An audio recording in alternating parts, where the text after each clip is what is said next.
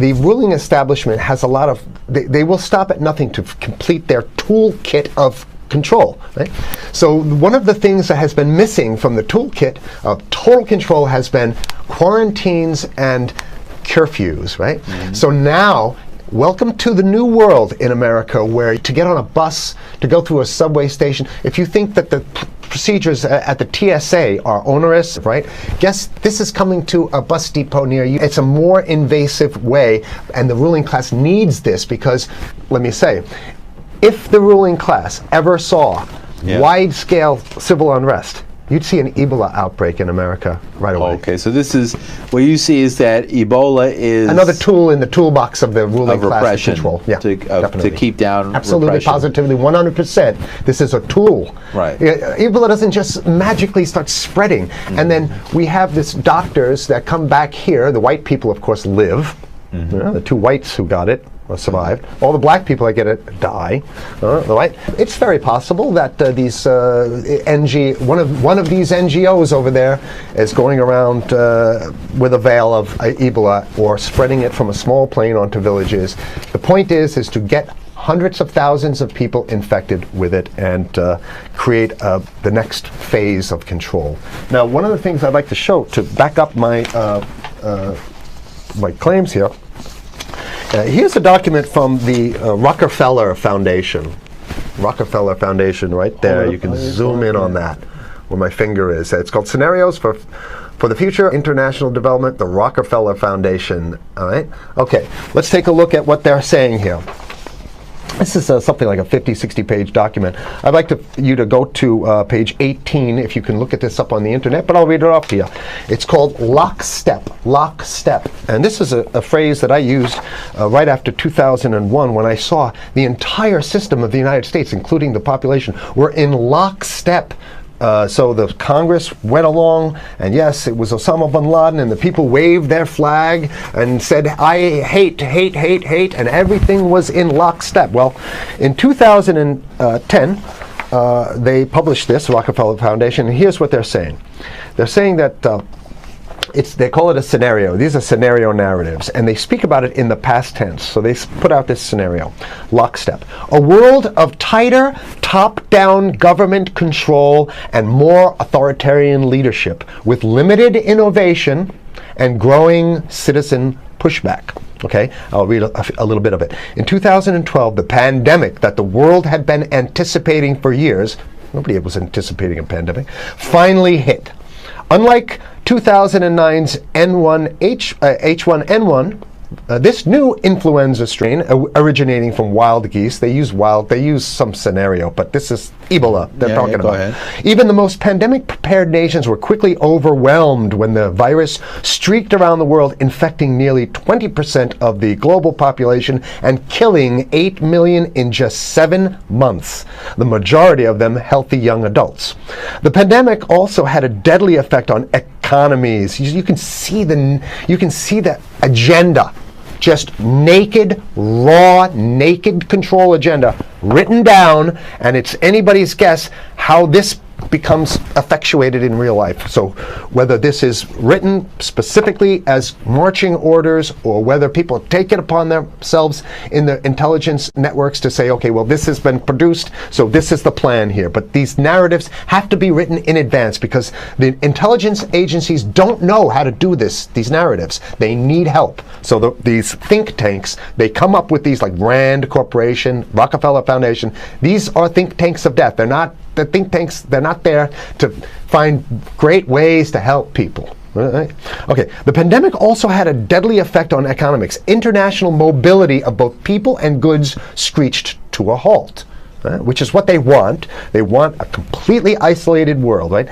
Debilitating industries like tourism and breaking global supply chains. Well, of course they want tourism stopped, because they're not in the tourism business, and they want you at home in your house in front of the TV. Then they got you, because once you watch the TV, they own your soul. Even locally. Wait a second, we're on television. I mean commercial television, let's say. National. Even locally, a normally bustling recycling shops and offices sat empty for months. Okay, so I love how they talk about it in the past tense in 2010. Right? The pandemic blanketed the planet, though disproportionate numbers in Africa died. Southeast Asia and Central America, where the virus spread like wildfire. It sounds like the opening monologue of a disaster movie, right? Exactly. Now listen to, here's the good stuff now. But even in developed countries, containment was a challenge. Now here's this one. I love this one. The United States' initial policy of strongly discouraging, in quotation marks, strongly discouraging citizens from flying proved deadly in its leniency. So they're saying, that... No, keep going. Okay, Read it. Proved deadly in its leniency. So they should have been tougher, right? Accelerating the spread of the virus, not just within the United States, but across borders. However, a few countries did fare better.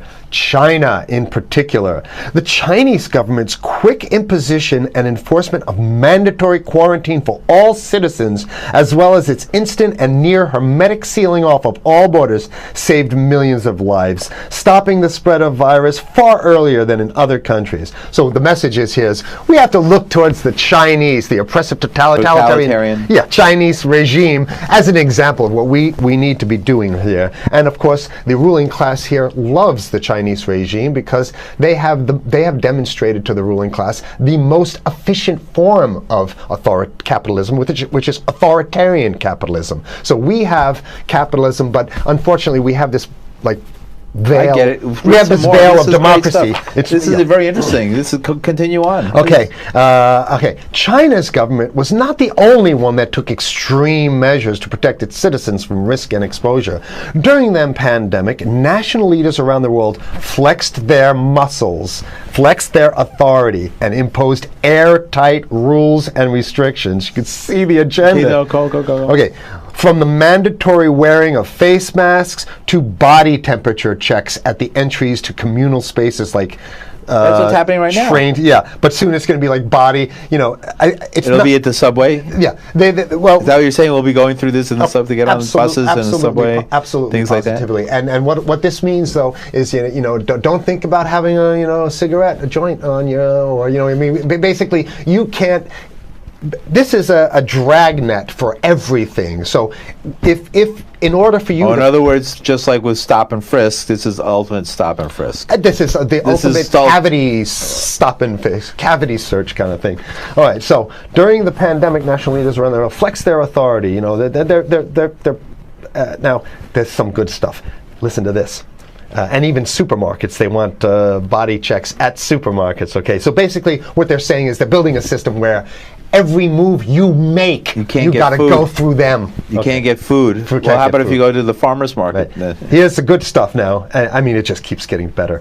Even after the pandemic faded, this more authoritarian control and oversight of citizens and their activities stuck. And even intensified. That's the whole point. So they're going to get rid of... Didn't that happen already with 9/11? Of course. 9/11 was how many? 14 years ago, and we still have all these draconian rules. So they're going to put the body cavity USA, searches Patriot, and all that stuff. That's right. So in order to get to a supermarket, you got to have a body cavity search, and then when there's no more Ebola, well, you know what? We kind of like this way because we have an complete infrastructure of a control grid. In order to protect themselves from the spread of increasingly global problems, from pandemics and national terrorism to environmental crisis and rising poverty, leaders around the world took a firmer grip on power. Well, what the hell would rising poverty have anything to do with imposing strict citizen controls with face masks? So they're very sloppy stuff here. At first, the notion of a more controlled world gained wide acceptance and approval. I'm sorry. Nobody likes this stuff. They're just saying it.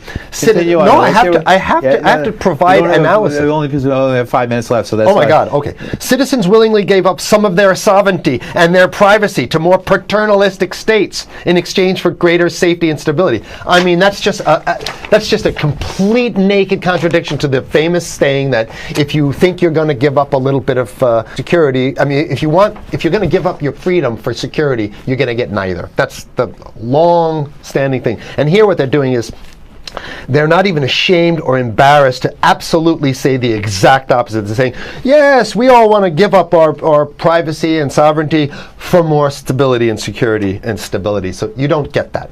When you give it up like that, you get the shaft. Can you show us the cover again of what you were just reading? One more time, and then I have two more documents. Right, this is what we were reading here, and just zoom in a little bit so folks can see it. He'll zoom in, don't worry, you can relax. And scenarios for the future of technology and international development. Okay, now I have two more documents. Keep it zoomed. We have the National Security Memorandum of December 10th, 1974. This is Henry Kissinger's brainchild. The National Security Memorandum number 200. You can look that up on your internet. I'll summarize it. He says that there's too many people, we got to get rid of the population. So to answer your question. From earlier. Yeah, he says, he used the word depopulation, which is different. Depopulation means killing people that already exist, and it's to get the minerals, because we need the minerals. And here's another one. The CDC has a patent on Ebola. They've patented it. Yeah? Right. So basically, if you want to get a cure for your Ebola, you got to go. It says it right up here, right? It says human Ebola virus species and compositions and methods thereof, and it's a patent. It's a patent. They patented the main strain plus something like 17 other strains of it. So they own it now, and I don't know how exactly you can own that, but apparently they've done the same thing. Yeah, I didn't think you could own a natural. Yeah, you can. I guess the main thing to finish off this show is this: that they want to get more control, more and it's going to be curfews and quarantines. So what I'm saying is that unless the American people start to get some new way to revolt, a new way to organize, new way to protest, unless we can break through the apathy, because that's what we have here, then it's going to be a slave state here. The ruling class doesn't seem to have too much resistance. They're getting everything on their Christmas shopping list, and they've been wanting quarantines and curfews for a long time. Now they got it. And if you want to live in a world where you're tricked into all this stuff because it's for your safety, right? And if you want to have a probe and make sure you got to check your pockets, make sure you don't have anything incriminating on you before you go out, and when you step out of your house, you want some police there to monitor and see what you're doing. If that's the world you want to live in, be apathetic, don't do anything. You're going to get that world very soon. It's coming your way, definitely. Mm-hmm. Yeah. So what should people do? What's the hope? You have 30 seconds. To wake up, learn about it, and go fight these bastards in Washington. They're easy to beat. If we can just organize, we can beat them. It's simple. They're weak, and there's so few of them.